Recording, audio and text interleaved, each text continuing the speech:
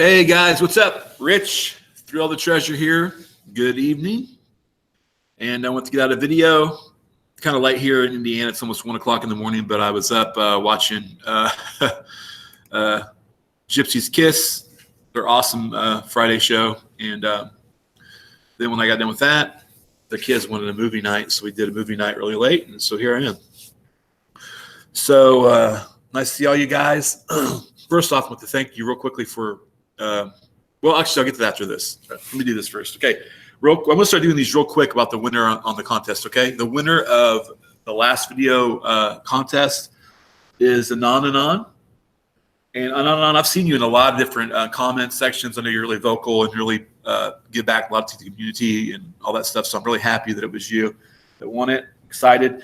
Guys, this is the picture of it. This is the arrowhead. If you do pick the arrowhead that you won, let's see. Open it up. There it is. There it is from the side. And there's another angle of it. This one's from Kentucky as well. So, and on, you can pick that, like we talked about last couple of videos, or you can either or get one of the 3 books if you don't have those, or you can get the wall map, the map of that's in the back of Too Far to Walk. Really cool. I got one. I'll take a picture of that for next video. So, and on congratulations. And guys, we're going to keep trucking. So anybody that comments, that's a subscriber. And we're going to pick at the end of the video, you can win one of those 3 things. It's like this, going to keep going on. I really like it. I think it's fun. So first off, thank you for not being so, not being crazy and mean on my Montana solve. I was really tired. And that, guys, that wasn't planned. I normally don't do stuff so off the cuff, but I was just like, you know what? Really, Mr. Thrill the Treasure, you really think that you're that right about the solve? And so I just kind of thought it'd be cool just to share it. So I really appreciate it. A lot of good comments. And I don't think I'm any more certain or any less certain than what I was when I posted it, but it was nice to hear the comments. And so I'm definitely going to use it as an excuse, if anything, to get up to Glacier National Park, because I'm telling you, I've looked at a lot of pictures since figuring out that solve. And God, I mean, it's just unbelievable that that exists. And I cannot wait to get there. So that's that. Guys, today's video is going to be about the 6 questions. Now, needless to say, all the FinTubers, pretty much, I think everyone's sounded off so far. And as always, most everyone had really good input, opinions, analysis on it. So I wasn't able to catch everybody's because there's so much out there, but I was able to catch my favorites, and it was really good stuff. So I'm going to kind of throw my hat in the ring, give my 2 cents. Not like it's anything better than anyone else's out there, but you know, this is my thought, this is my process, and I love building this little community that we have. So let's kind of keep going with it. It's really been helpful to me, guys, to be able to go back to the old videos and kind of see where I was at mentally and thought process wise, and have that recorded. It's excellent. And then also, like I've said more than once, obviously the comments and this interactions was really good. So, all right. So here's the thing. Almost everybody kind of came away with the feeling that it was a letdown.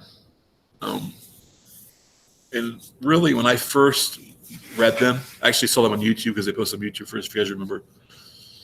I got the same feeling. And it wasn't like a huge letdown. It was more sad, really, obviously, because Forrest was saying goodbye, you know. And it was sad. And it was just, but we didn't have that same thing as last year with the gut feeling comment. You know what I'm saying? That really got everyone hyped and anticipating what was coming. And this year, there really wasn't anything like that. It was more like a goodbye. And so that's really kind of how I felt for a little while. Okay. So then I just kind of got to thinking like I usually do, and just kept thinking and thinking and thinking. It's like, you know what? Like, something about it, I don't know, just isn't right. You know what I'm saying? Like, it just, I can't explain it. It just didn't seem like it would, something didn't fit, you know? And the more I thought about it, the more I realized that Forrest wouldn't go out with a whimper. You know what I'm saying? Or like a whisper. That's not Forrest. It's not like he's not boisterous or anything like that. But you know, saying if anybody knows how to take advantage of a goodbye, the finality of that, have one last chance to give a clue or hints, wouldn't it be Forrest? Of course it would be. You know, saying this guy to put the shovel down on a video to have an avant-garde touch. You know what I'm saying? Like he thinks of stuff like that. He's on it. That's what's made this so fun for all of us. And so yeah, I got to think is like, how can I read all those answers and not get anything from it? But more importantly, would Forrest really let that opportunity go and not give not only a hint, but probably, guys, within those 6 questions in that picture, I think it'll become to pass. I might be wrong. This is my opinion, but I think it'll come to pass once this thing is found that within these 6 questions in that picture might be the best hints that he's ever given in the past 9 or 10 years. All right. I really believe that. Okay? And the biggest reason why is because the goodbye. And so I had to make a decision on that. Like, was this Forrest saying goodbye just to the 6 questions and Ginny? Or is this Forrest really saying goodbye to the active role in the chase and giving words and stuff like that? And, man, I mean, if you read it, guys, it's obvious. Really, it's obvious. This is a goodbye. I'm saying this is a goodbye to 6 questions. This is a goodbye to Ginny. This is a goodbye to us and to the chase. Now, obviously, I don't think anyone's saying that Forrest is going to, become a recluse and never speak again, never give any words at all. But guys, I'm telling you, this was it. You know, Forrest, this was it for as far as like the active role goes. So when you make that decision, again, that's an opinion. But when you make that decision based on what he's saying in these words, that's what I'm saying. That's when you realize, okay, would Forrest really lose the opportunity? Now, I don't know for sure. I should have researched this before I started, but I forgot. I don't know if he gets the questions beforehand, but I believe so because it looks like he obviously types out the answers, right? So I'm talking about, I don't know how long he has to type out the answers. You know, so does he have a week, 2 weeks? How long does he have those questions? So if you combine all those factors, that it really is the last, that it's actually Forrest, and that he had a week or 2 or who knows how long to like analyze and decide how he wants to answer the questions, what do you think? You see what I'm saying? Guys, I mean, think about it. This is a man who wrote a poem for 15 years or something, or 10 years, I don't know. Like an architect. He would never give up this opportunity to put in something absolutely just amazing. You know what I'm saying? Just like I said, it'll come to pass that the best hint or 2 or 3 are in what we're looking at right here. All right, so then you got to ask yourself, okay, what is it? What are the hints? And I'm not going to go into all of them, you know, saying you guys can do that, but I think it comes down to one word, and needless to say, everybody's touched on the word, okay? And it's this one right here, umbilically. I can barely pronounce it properly, so you guys that got on me for last time, don't do for the. I was saying ghost haunt instead of goat haunt. I also called basically North America. I made a bunch of mistakes. I apologize. I should probably start editing soon. But anyway, Kali.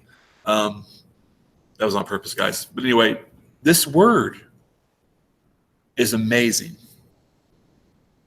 It really is. It sticks out like a sore thumb through all the 6 questions. All right. There's a definition. By means of, or as if by means of, an umbilical cord, intimately nourished, nourishment, youth, closeness. I don't know which way to analyze this, which way I think what it means. Okay, what I mean by that, if you go back to the 6 questions, I think I figured out my perception of it. So let's see. Let me get to it real quick. I should add array. I'm sorry. Zoomed in. Oh, let's touch on this real quick. I zoomed into the hiding place several times, but I wasn't looking for the treasure. Talks about maybe a little bit of the nature has made a change, but nothing else. I want to, Forrest, if you're listening to this, all right, and anyone in Forrest's family or anybody, any searcher that speaks with him, did he actually answer his emails, stuff like that still? And I know he's a smart man. I know he's surrounded by smart people.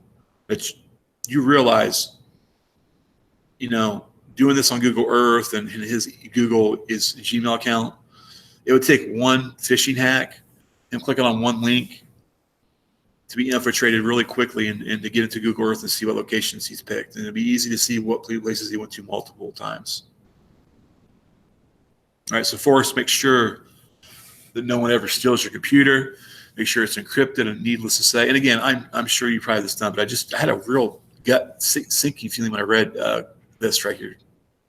Because God, people that did a lot worse. Heck, they tried to break into his house. You know what I'm saying, or his garage, and dig up his parents' graves. You think they're capable of hiring a hacker out of Russia to do this stuff?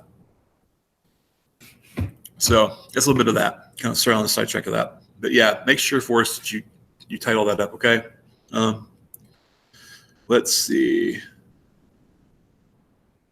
me find it, guys. Hold on a second. Here it is. I like the find question a lot. What's the first one?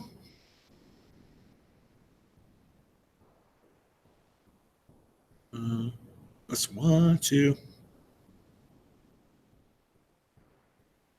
There it is. Yeah. Okay. So it's question 2. Thing is, he says, I am almost umbilically attached to the spot. And as I approach 89 years, my desire to be there is still strong.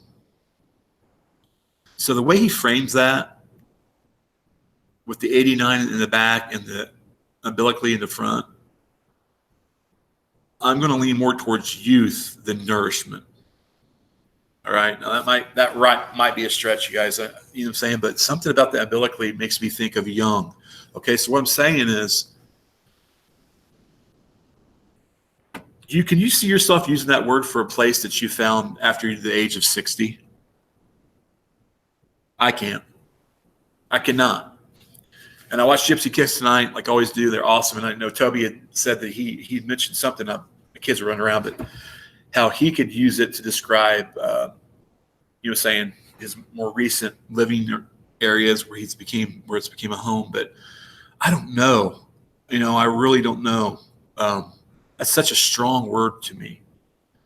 I mean, that makes me think of where my first 5 years on earth with my parents, or my grandma and grandpa's house, you know what I'm saying, where I have those early memories where I just have such a deep connection to it, where it gives me like just that feeling of innocence and that youthfulness as a kid, and everything's possible, and it's all that stuff, being safe, endless possibilities.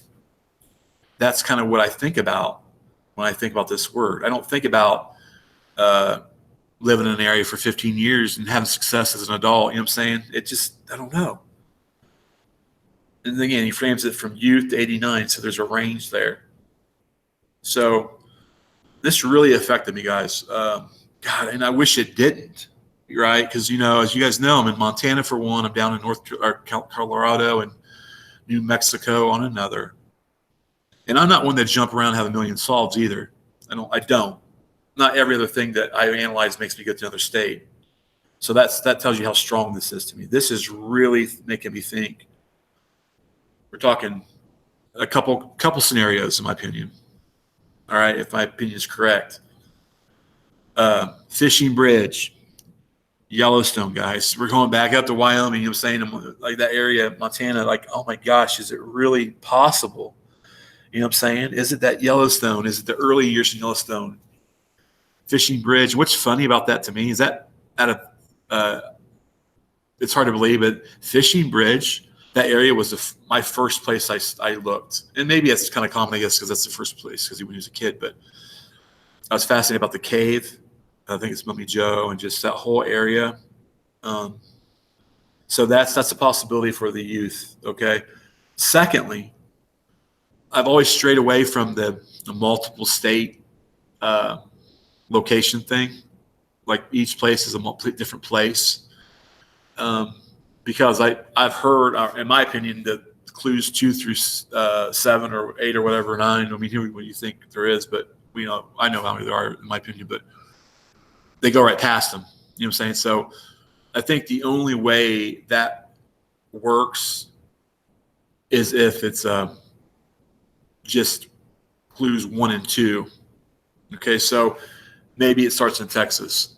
So begin at where warm waters halt. Maybe it's in Texas, and that's a possibility. That's a stretch. That's a real stretch. That is a possibility. But I think that umbilically, guys, is really keying in on where warm waters halt, and I think it's keen on that. I think we're talking about a place from his youth. I think it's the only way it could probably be this way. Am I going to give up on my other solves? Of course not. Of course not. But I'm going to analyze these over and over and over again because, like I said, it's not necessarily that I believe that's 100% it, but I believe 100% that it's in here, and there might be multiple it's. Does that make sense about everything I've said? So right now, this is my leading theory in these 6 questions. These 6 questions, guys, are like nothing that most people are thinking. These were insanely. This is crazy. What could be in here? Okay. All right. So I won't go on about that. I already did. The second place right now, initially, that I think a clue is hidden is right here. Man, I'm not one to think like this. Okay, so for example, like the book, how people, the people that have like every page, they have a paragraph with like a hint, a clue that they're pulling out of it. But yet Forrest has said that there's a couple, I'm saying there, and a couple there, like 4 total. And I'm always a real big stickler on that. All right, so I'm not one to like look at the book and pull a bunch out of it. And so that said, I'm not one to really look at like 6 questions or like his scrapbooks or like his drawings and stuff and think that everything is a clue. But again, just because this is the last one, and not only the last 6 questions, but the way he sounds, he mentally really checked out. That it's Forrest, guys. This is possible. And I want to thank Sasha over at I think it's Finding Finn's Treasure. I forget. I'm sorry. I love your channel, guys. Or Finn Treasure Hunter. Sorry. Their analysis with Rick Illinois Ghost. She touched on this, and I don't know if I would have came to that conclusion. Maybe eventually, but guys, she's right. This looks weird. You know what I'm saying? Like, I don't know. What is it? Is it? There's something in this picture. I was looking. Is it where he's walking? It could be as simply as like this area looks like where it's hidden. Okay, into the wood. Maybe it's a tree line where you go in at like 10 feet and there's a blaze. Right. Another possibility is if you look under this bush, you see right there. What's that? You're saying, what's that? Obviously, I don't necessarily think he put something there as stage, but could that be the way it's hidden? Could it be that simple? And then Sasha, she touched on the V in the tree. Okay, is that it? Is that what we need to get from this? What does that mean? Does that mean the blaze is a tree like this, or is the blaze a V carved into a rock, a natural V? Not sure.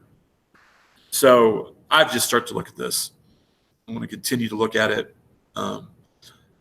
Here's the thing: when Forrest said he didn't do anything cryptic in the poem or in the book, and there's no ciphers or codes, I think a lot of people, me myself included, kind of pulled away from stuff like this, right? Ideas like where everything's a hint, and I think some of us maybe pulled back too far. So I'm not talking about a cipher or a code in here. You know what I'm saying? It doesn't have to be that complex. It could just be something like what we're talking about. And you got to ask yourself again, this whole video is about one thing. We've seen Forrest for the past 8, 9, 10 years on this chest, right? The words he's spoken, the poems he's written, the scrapbooks, the stories, given his heart and soul and just everything, so eloquent. And now we're down to his last 6 questions.